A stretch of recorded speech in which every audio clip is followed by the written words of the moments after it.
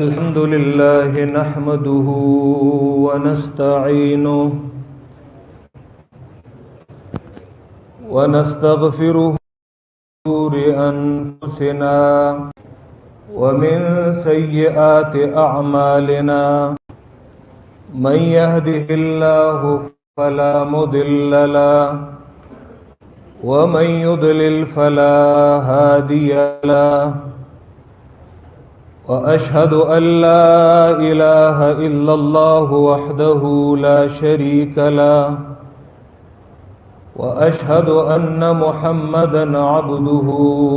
ورسوله أما بعد فأعوذ بالله من الشيطان الرجيم بسم الله الرحمن الرحيم قل هو الله أحد الله الصمد لم يلد ولم يولد ولم يكن له كفوا أحد زما محترمو حاضرینو مسلمانانو ورونو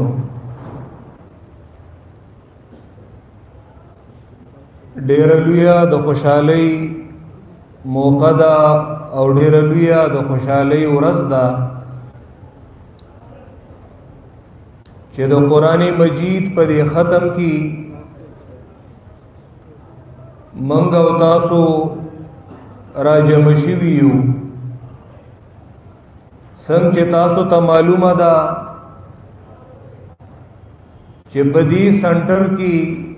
پدی کاروباری مرکز کی د ډیرو کلونو نه د قرآن درس کیږي د قرآن خدمت کیږي دا پدی زیبانی دا الله خصوصی رحم دی زګه کم زیبانی چې الله د خیر ارادو کی نو باغزه کی الله د دین د پوی قرآن د درس اسباب برابر کی رسول اکرم صلی اللہ علیہ وسلم فرمائی من یرید اللہ به خیرا یفقه فی الدین پچا چې الله د خیر ارادو کی نو غیل د دین پوی نصیب کی نو د دین پویا دا یو انسان ته زانی نه نصیب کیږي بلکې باغزه کې الله داسې اسباب برابر کی یو لا الله د خودنی توفیق ورکی بل لا الله د زدکړي توفیق ورکی دیزه کی د ډېرې مودینا د قران درس کیږي د دین مخ کی هم د قران ختمونه شوي دي بیا داغی نباد زمنګ یو ډیر تکړه ملګری چې الله اغل ډیر ښه علم ورکړي د قران او د حدیث ډیر په اخلاص سره آغا دیزه کې کاروبارم کوي او په 24 غنټو کې د ملګرو په مشوره اغي یو لشل منټه نیمه غنټه دا الله د کتاب خدمتم کوي د قرآن یو آیت دو آیتونم اغي خای مولانا عادل سے نن آغا درس اختتام ته رسیدلې دی دیزه کی تاسو له دعوت درکړې منګلې دعوت راکړې سرد دینا چې زمونږ استاد محترم د چا د وجنا چنن زستاسو مختا یو دو خبرې کوما دا داغي مهنت دی او دا داغي خواري ده زمنګا پدې پیخو کی دا الله احسان دی داسي کوسا داسي بني چې پای کې د دې شاګردان نشتا د قران درسونه پاغزه کی کیږي نه دا الله احسان دی بيد سلالچنا خپل پیسې لګي خپل وخت قرباني دې شاګردان پیښور خلاصه کې د پاکستان د قرآن درسونه کوي پدی شعبان رمضان کی ددئی 40 ورځې دورې تفسیر وی نن سبا الحمدللہ غشورو دا